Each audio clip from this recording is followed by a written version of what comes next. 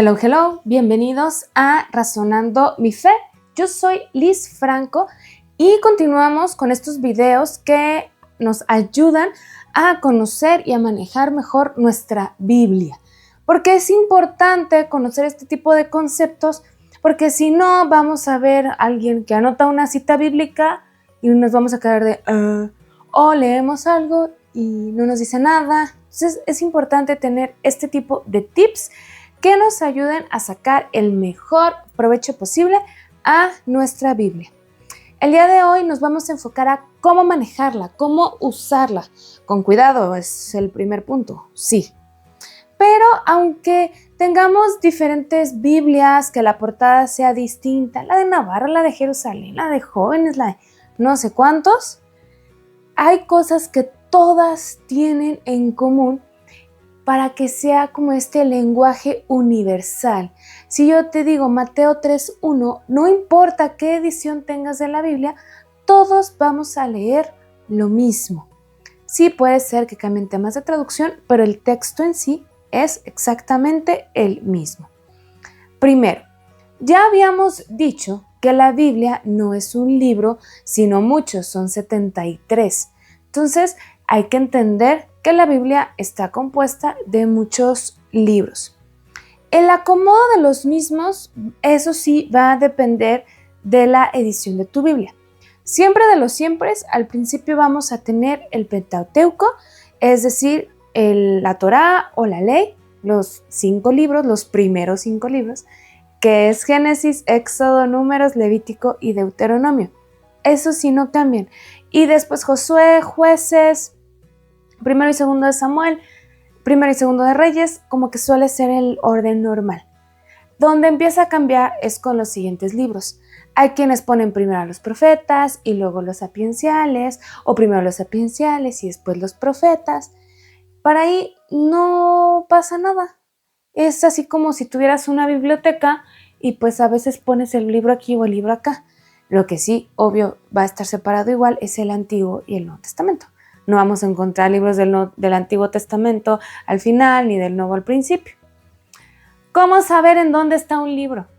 Por ejemplo, un libro grande como Salmos o como Isaías, pues igual y si tienes una tanteada, o si tu Biblia es como la mía que tiene estos pequeños separadores, o hay Biblias que tienen el separador puesto o tú se lo puedes poner, pues es más fácil. Si no te gusta como tanto bulto en tu Biblia, la verdad yo soy de esas nomás porque la mía lo traía, vete al índice, no te compliques. En el índice está la lista de libros y en qué página están, y con eso estás del otro lado. Los capítulos y los versículos son distintos. Eso sí, una vez que ya localizamos a Isaías, por ejemplo, todos van a tener exactamente la misma división de capítulos y versículos. Pero ¿qué es eso? ¿Qué es una y qué es otra?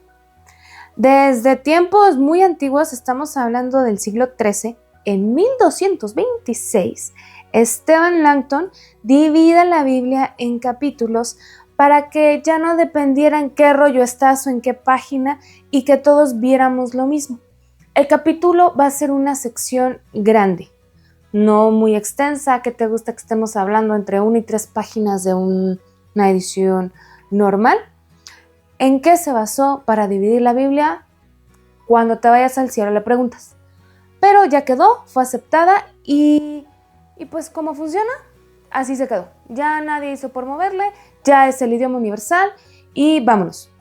Así se quedó. Pero, pues un capítulo es largo, entonces yo te digo, el capítulo 60 de Isaías, pues te vas a echar una página. Pero no es lo mismo a decirte Isaías 61, que ya solamente es una frase. Entonces entran a juego los versículos.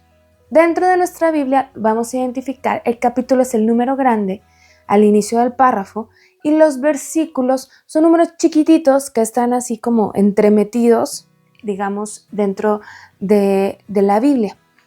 La división en versículos se hizo en 2 partes, más o menos muy pegado en años. Estamos hablando en 1528, 300 años después, Santos Pañiño, que era un judío converso, un judío que se convierte al cristianismo, dice, vamos agarrando esta división de capítulos y haciéndola más chiquita, pero solo va a dividir la Biblia hebrea, es decir, el Antiguo Testamento.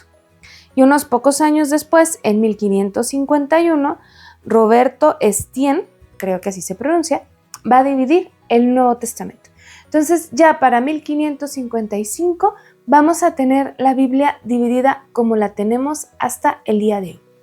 Entonces, una cita bíblica completa nos va a decir el nombre del libro, qué capítulo y qué versículos vamos a leer.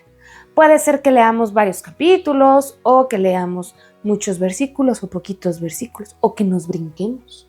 Empecemos a la mitad de un capítulo y terminemos en la mitad de otro. Todo eso, claro que se puede, como leer un libro. ¿Cómo vamos a expresar desde dónde hasta dónde? A través de los signos de puntuación.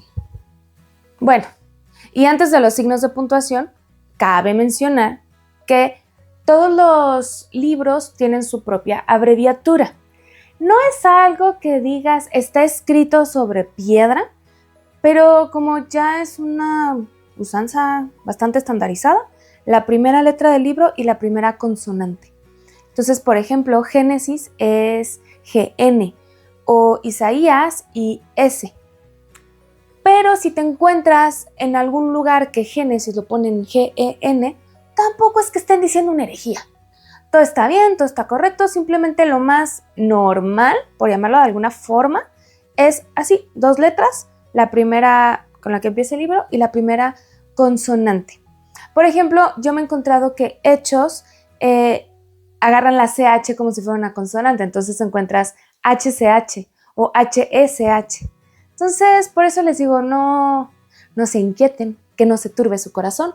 Cualquiera de las dos formas es correcto. Enseguida vamos a tener el nombre del capítulo. No hay pierde, entonces vamos a buscar Hechos 13, ¿ok? Para separar el capítulo de los versículos, vamos a utilizar una coma. Siempre va a ser una coma. Si tú en internet te encuentras un punto, lo más probable es que esa página sea protestante. Entonces yo te recomiendo que tú siempre le pongas una coma y por nosotros los cristianos católicos es la forma universal y correcta como citar una cita bíblica o un texto bíblico. Después vamos a tener para los versículos varios signos de puntuación e incluso letras que nos van a decir qué pedazo del capítulo vamos a leer. Entonces, si yo ya dije Hechos 13, voy a poner el número 1, que significa que voy a empezar a leer a partir del versículo 1, y si pongo un guión corto al 3, voy a leer el versículo 1, 2 y 3. El guión corto. Si en lugar del guión corto yo pongo un puntito 1.3, voy a leer el 1 y el 3, me voy a brincar el 2. Esto se utiliza, por ejemplo, cuando hay un evento o una charla y quieres que el título sea una cita bíblica y a lo mejor esto queda muy largo, pues quitas un versículo y no pasa nada. Simplemente te quedas con lo que necesitas o citas lo que vas a necesitar. Ya hablamos del guión corto. Si hay un guión corto, significa que hay un guión largo. El guión corto significaría del al, dijimos, Hechos 13, del 1 al 3. El guión largo significa hasta. Este se va a utilizar cuando nos brincamos de capítulo. Por ejemplo, el Viernes Santo en los oficios de la celebración de la palabra del Viernes Santo, la celebración de la Pasión, leemos el cántico del siervo de Isaías, del siervo sufriente. Este cántico inicia en el capítulo 52, versículo 13, y termina hasta el capítulo 53, versículo 12.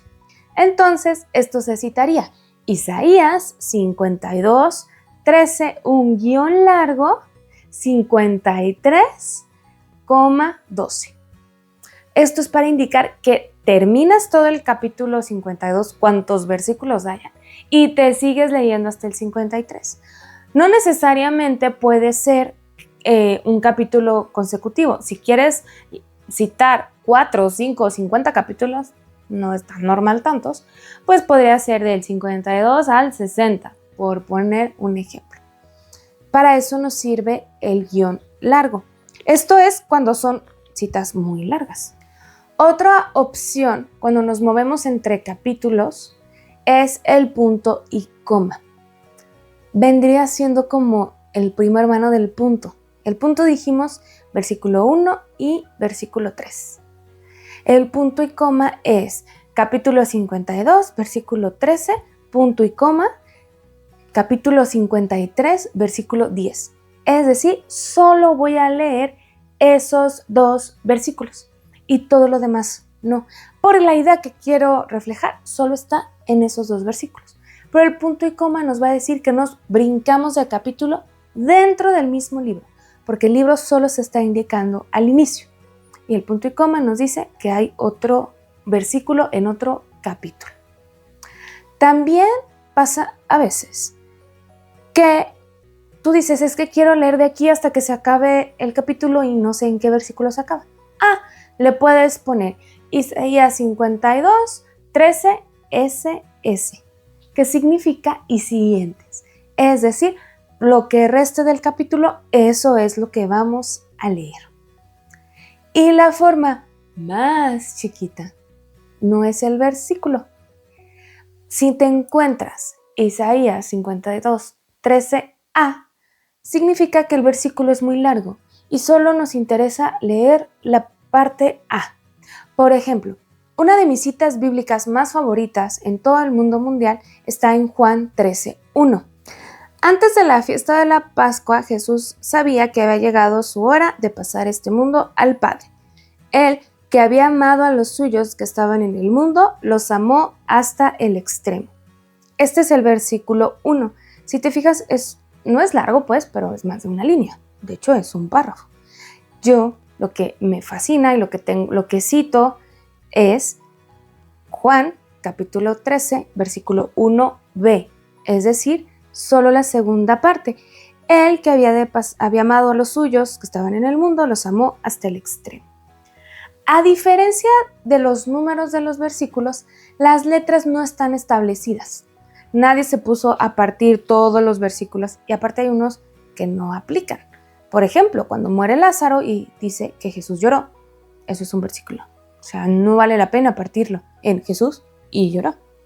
Esto es más bien lo que te decía hace rato para a lo mejor una cita bíblica que sea para un retiro o para una charla, o a lo mejor quieres un punto específicamente, decir que Jesús nos ama hasta el extremo y solo te interesa este pedacito, y ya lo vas a dividir ahora sí que como Dios te dé a entender.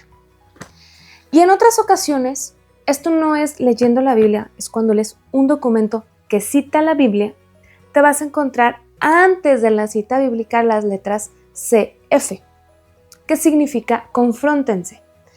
Eso a mí me pasa mucho cuando doy temas, pero pues no lo cito porque es una charla. Pero cuando hablas de, por ejemplo, el milagro cuando los amigos bajaron al paralítico del techo, no lo estás leyendo tal cual, pero tampoco te lo estás inventando, lo sacaste de la Biblia. Entonces pones CF y la cita bíblica donde viene el milagro. Esto es para hacer una referencia no textual. Por eso se habla del confróntense, por si algún día leyendo te lo encuentras.